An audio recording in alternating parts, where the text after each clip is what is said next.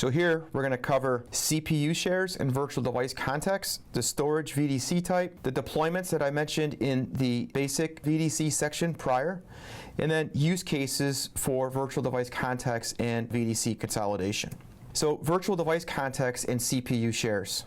This allows me to allocate different shares from a CPU perspective to specific virtual device contexts, meaning that I can allocate 2 shares to VDC1 and 4 shares to VDC2. For example, if I had a production VDC and a test VDC, I would allocate different CPU shares to each one of them, because I would want production to have more access to the CPU in the point of congestion. Think of CPU shares as quality of service. It is only invoked in the point of contention for the CPU.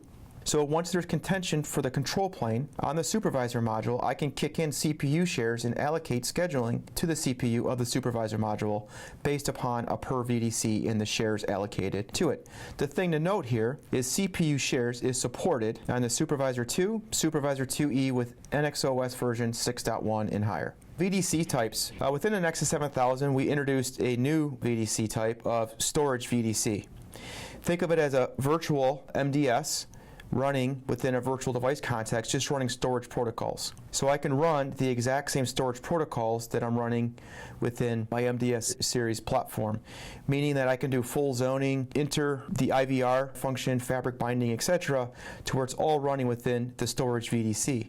I still have my traditional Ethernet virtual device context, where this is just your normal IP non-storage traffic that's sort of broken out into a separate virtual device context of the physical Nexus 7000. And I can have native fiber channel targets hanging off the MDS, so I can re-leverage that investment, and I can have initiators down here that are sitting off an FCOE fabric, servers, for example, hitting these targets here, and I can do all the zoning that I need within the storage VDC here. I can have native FCOE targets hung off the storage VDC. I can leverage my existing MDS investment with fiber channel targets sitting off here, and I can have downstream FCOE initiators or downstream inner switch links to other switches running fiber channel over Ethernet. So it could be another Nexus 7000 downstream, a Nexus 5000 downstream, a Nexus 5600 downstream, or another MDS running fiber channel over Ethernet to connect into the storage VDC.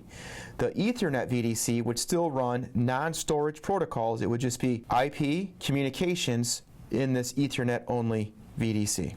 The thing to note here is I cannot intermix F1 and F2 series cards in the storage VDC, and today the F3 does not support FCOE at this time. And then for fiber channel over Ethernet with F2 and F2E, we need to have a Supervisor 2 or a Supervisor 2E as the supervisor module for that chassis. Now, if I look at interface allocation with shared interfaces are unique to having a server with a converged network adapter, a CNA, connected to a single port of the Nexus 7000. Meaning that it's a single, for this illustration, it could be multiple for HA reasons, but I have a single connection coming into a 10 gig port, but based upon the ether type. So if I look at my FIP, my FCOE initialization protocol, his ether type is 0x8914. If I look at the data plane, FCOE specifically, he has an ether type of 0x8906. Based upon these two ether types, the switch will pull off those ether types and put all of that traffic into the storage VDC. Everything that is not a FIP control plane or FCOE data plane would be mapped into the Ethernet-based VDC. So now I can have a single port that is unique with shared interfaces to where I can peel off FCOE traffic to the storage VDC and implement the slide prior to my target, because my initiator is this CNA, and then all my non-storage protocols would be allocated to the traditional Ethernet VDC. Vertical consolidation. So historically, the 3-tiered architecture was data center core, aggregation, which is my L2, L3 boundary. So the blue links here are layer 2, the red links here are layer 3, and then my access layer. My access layer is where all my servers are connecting into, downstream. Instead of having each one of these be independent hardware planes, so I'd have a dedicated pair of core, aggregation, and access layers here, I can deploy a common HA pair of Nexus 7000s running virtual device context. So a vertical consolidation would say, hey, I want to maintain the same three-tiered architecture that I have here, core, aggregation, and access, but I want to consolidate that vertically with virtual device context. So what I would do is create a core VDC on this Nexus 7000, a core VDC on a second Nexus 7000, and if you look here, the interconnects between the VDCs are exactly the same as if they were standalone independent devices, meaning that I would configure these interfaces and allocate them to this VDC exactly the configuration would be here. So all my layer 3, my routing protocols, my IGPs, my BGPs would all be the same here. And then I would also do the same thing for aggregation and access. If you note, the blue lines are layer 2. So I'm still running layer 2 between the access and aggregation. I'm still going to define a default gateway at the aggregation. The aggregation here in this virtual device context would still live in the aggregation for VDC as well as this. So if I'm running HSRP here, I'm still going to be able to run HSRP here. I have the same physical connectivity model, the same layer 3 and layer 2 logical model. I'm just consolidating it into a common piece of sheet metal, i.e. the Nexus 7000 here. The way to communicate between VDCs is by specific interfaces and cabling. So I'm going to allocate these interfaces to the access, and I'm going to talk to the aggregation here across those interfaces there. Internet Edge and DMZ, these are back to the use cases that were before. So I can take, again, these independent building blocks, Internet Edge, DMZ, the demilitarized zone, and then core. To where in a VDC type, I could say, hey, Internet Edge, I have the hardware that's XL capable. I can make that VDC XL only, to where I could take full internet routes. If I look at the DMZ, I typically have firewall requirements there.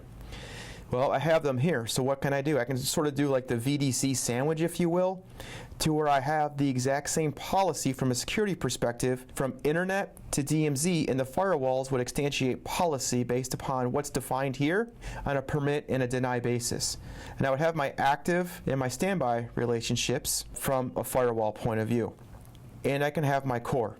So I'm doing the consolidation here to meet the same requirements that were here, but I'm reducing the amount of hardware, so I'm virtualizing the hardware to go ahead and accommodate for this same physical model with VDCs and creating a VDC model that gives me independent control plane, data plane, and management plane, meaning that these interfaces are allocated to this VDC, so all of my configuration on these two interfaces here are going to be the exact same as these interfaces here.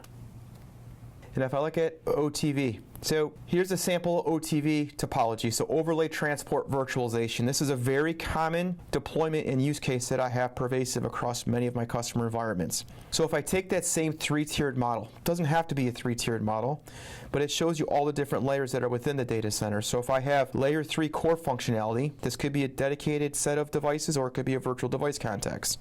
I'm depicting it as a role or a function within the data center. And then I have my aggregation layer. Again, all of the blue links are denoting layer 2 and all the red links are denoting layer 3. Try to keep it consistent throughout the presentation.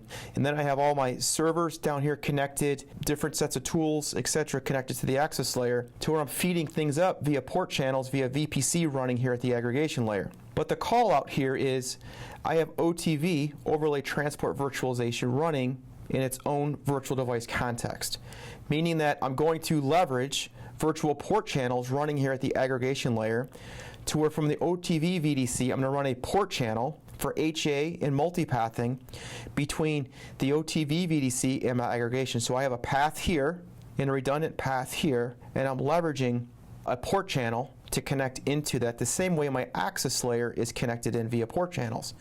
It provides consistency across the data center and standardization on how things connect in.